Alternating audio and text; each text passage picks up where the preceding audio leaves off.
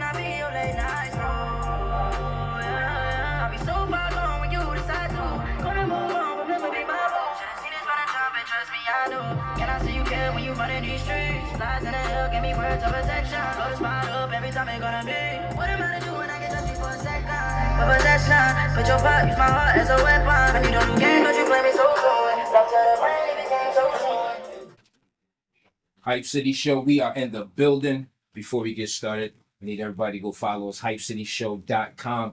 Check us out Monday through Friday, 5 p.m. to 7 p.m. Eastern Standard Time, 99.7 The Heat Miami, powered by iHeartRadio. Also on Saturday with my man, the 610 Problem, from 11 a.m. to 3 p.m. Eastern Standard Time. You already know what it is. We are live from Loud House Studios, Mount Holly, New Jersey. I got a dope artist in the building. Man, he makes some dope music. He got hit records like Hemi, Teach You Some, a lot more. Let's give it up for my man, HighNote. What's up, man? How you doing? What's going on, Good, brother? good. Glad to be here, bro. Definitely. Thank you for taking time out of your busy schedule, bro. I appreciate it. Anytime, bro. Definitely. Now, how long you been doing this for, bro? I'm doing this professionally for like 2 years, 3 years, yeah, around there, yeah. But I started in 2020 technically, but since I started with Darren, I started for 2 years. Like, Okay. Now, growing up in South Jersey in the music scene, we were surrounded by a lot of, dope artists. Can you share a specific moment or conversation early on that made you, want to do this? Well, my brother started in the music scene back in like 2016, 2017. So I always been around this.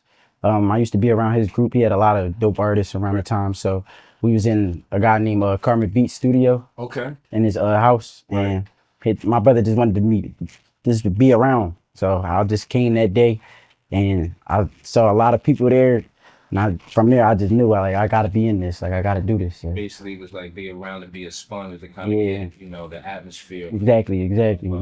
Being an artist. Now, you've grown a lot since graduating in 2021. Now, what's one thing about your creative process now that your high school self wouldn't have believed? Well, we started off in the basement with this. So like when I first got started, my brother got me started. And now I got all of this, like a lot of people around me. I got a whole team around me. I got an in-house engineer, in-house studio people, in-house videographers, manager. Now everything's different now. I'm not just doing it by myself now. That's what's different. Right. So with all that, it makes it easier to work for you? Yes, way easier. Because before it's like you had to get the content done yourself. You had to get the music done yourself. You only working with one person. Now I get to send my ideas to other people. So now we get to actually do it together. Right. It feels way better. Now these records that we hear, who's been producing those records? Kenneth Muse. Okay, Kenneth Muse. Shout out to Kenneth Muse. Shout out to Kenny, man. Makes dope music. Yes. There's a lot of good music Yes, in the area. Now, linking up with Kenneth Muse was a clearly pivotal time in your career. How did the partnership come about, and what's the biggest lesson he's taught you in the studio? Well, my brother took me in for a meeting with Darren Hicks. Right. And he just so happened to be in the next room working on the song with somebody else. He just came in the room, we chopped it up, and he was like, yo, like, whenever you're ready, just sign up and we could get a studio session in. So then we started working. One thing led to another, and now we here, Now, you can glide from smooth melodies, like, then you can get to the aggressive bars also. Now, seamlessly, how do you decide which side of HighNote to show on records? Like, do we get the smooth side for the ladies, or do we get the bars over this side? Like, how do we get, decide what we gonna do? It really depends on what mood I am in that day. Like, for real, if I'm, I would say it really depends. Like, if I'm really stressing about a chick that day, we all go through things, especially as a man, go through things with these ladies. And if I'm going through stuff with a chick that day, then I would make some melodies. Okay. Stuff like so that. It's basically off the vibe. Yeah, exactly. Like how you're feeling that day. Yeah, exactly. Like really how I'm feeling that day. Yeah, exactly. Now, what's the writing process? Like these records, what's the writing process with them? Like, when you sit down, do you, got the beat on? Is it just like, hey, I've been jotting down things all week? I always the first thing I do is listen to the beat. If I'm feeling the beat off the rip, I start just going in, making like a little melodies first, because that's how I was taught with Kenneth. Like, make the melodies, jot down anything that comes to my mind. I put down the melodies first, and then I get to writing it. So, Okay. yeah. Now, Teach You Some and Hemi have separated you from your peers. What do you think it is about those songs that resonate strongly with your listeners? I think that was like a pivotal moment in my career, because it was like, yo, like this kid is coming with something different. That's something South Jersey ain't never really seen before. Like Right. there's a lot of people that would like to copy, or I would say like use their stuff based on the major cities around them, like Philly or New York. So we don't really have like a particular sound in South Jersey. So when I came out, it was kind of like different. Like, it's a different ear.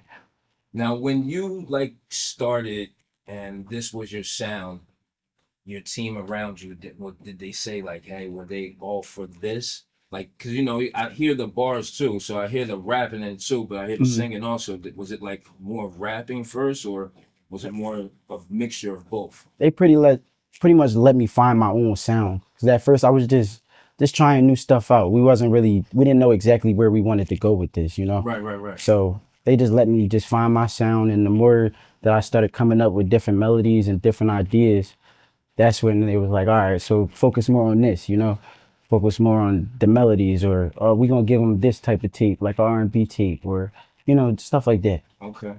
Now, you recently had a sold out show. Congratulations on Thank that. you, I appreciate that, man. Now, with no openers too. Yeah, Just you. it's hard to do. How's that feel, bro? Felt amazing. Seeing all them people with me, seeing all them people come out for me, like really support me and my team.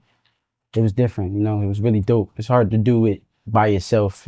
People usually have like openers, like you said, but we did it. Right. Now, when you had this show, you had no openers, just you. Were you a little nervous, like to give them this music? It's a long set right there. Yeah, I was very nervous. Like, ain't nobody gonna tell you. Even the bigger artists, even the bigger artists gonna tell you that they definitely nervous before a show like that. And for me not to have no openers, I just had to go in. As soon as the set started, it was just me. So I was very nervous at first, but once I got on there, it felt like second nature to me. Like, I felt like I was supposed to be there. What calms you down before you get on stage? Praying. What is a method you do? Like, all right, I'm a little nervous now, but let me do this.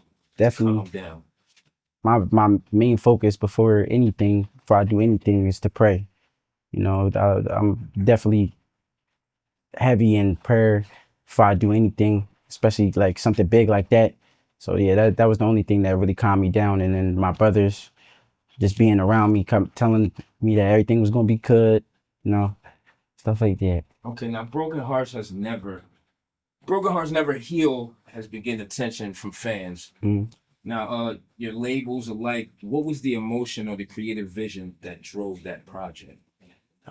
We just wanted to make something different, from the past EPs that I have dropped.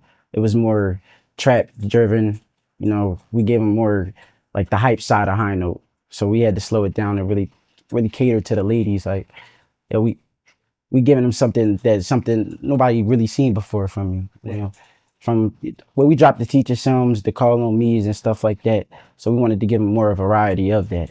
And that's what we gave them on that one. Keep on that same lane right there. Yeah, exactly. Definitely. Because I definitely played Teach You Something on the show. Got a good response. So appreciate that. I appreciate that, man. Keep sending me the music. Yeah, already. Now, you got this new project out, Greenlight. Greenlight. 2 records on there. Definitely. Go get that if you haven't heard it yet. It's out on all platforms. Talk to us about those 2 records. Well, Darren, my manager, wanted me to come out with something for the summer. So we Kenneth cooked the beat up. He hit me back the same day. And actually it's a little story behind this. So I was at home and I got this little shed in my backyard, and I wanted to get back to like that grittiness, because I got too used to being in the studio, being sheltered in the studio. So I got my own equipment, put it in the shed just to get that old feeling back of when I started in the basement. And it was hot as hell in there. So I just cooked up the beat. And at first it was just a melody, and I said to Kenneth, I was like, yo, you think this is good? He said, yeah, bro, just keep going. And I kept going with it, and then it is what it is now. So, yeah. Oh, This is more Afro beats vibe. exactly. Why this route? Um, this is something different. You know, we always want to test our abilities with what we can do sonically. Like, you know, like the different sounds that we can do. Test people's hands. Like, yo, like he could go this route. He could do that. He could give him the rap. He could give him the soft stuff, but he could also do the Afro beats. You know, just give him. He has a lot of variety. So that's why we wanted to go that It's route. basically, it feels like you and your team, you're just trying a lot of different things. Exactly. See Yeah. what sticks and you know which lane to go down. Exactly. What's next for HighNote? A lot. I can't really say too much, but I'm definitely gonna start dropping more singles than anything. Probably won't get a project out of me for a little minute, but definitely singles. Singles? Yeah, a lot of Is this singles. what the team discussed, that we're just gonna put out like these small little projects? Yes. Okay. Yeah, that was like a big discussion with us. Like we wanted to just give them little by little for now, so that way, just to see what sticks. Get back to the greatness, you know, of just dropping singles. Okay. Okay. Now, I usually ask this question. It's like a hypothetical question. You answer it the best way you can. All right. Now, if you could swap places with any artist for one day, past or present, who would it be, and what would you do differently? Definitely Chris Brown. Definitely Chris Brown. Say that. I had that. Definitely Chris Brown. Gonna say something like that. Cause I didn't go to the show last night, but I heard he did his thing last night. So, Right. but I don't think I would do too much any different.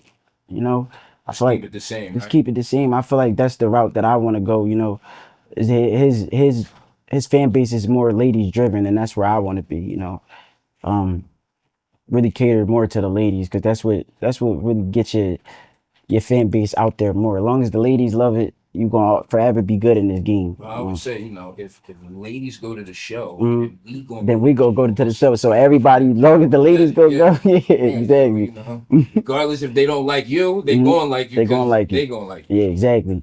Because when you go to a Chris Brown show, the first thing that you say is gonna be a lot of females there. You know, so that's what I want them to say about HighNote. Now, before we get out of here, shout out where to find your music at. You can find me on Instagram, HIGHDHESTNOTE, highest note on Instagram, and HighNote without the one on any other platform. And yeah, go follow me on Instagram.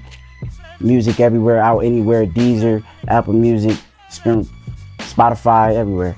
Definitely. Everywhere. Go get his new project. Appreciate you, man. Greenlight. It's out right now. Apple Music, just like he said.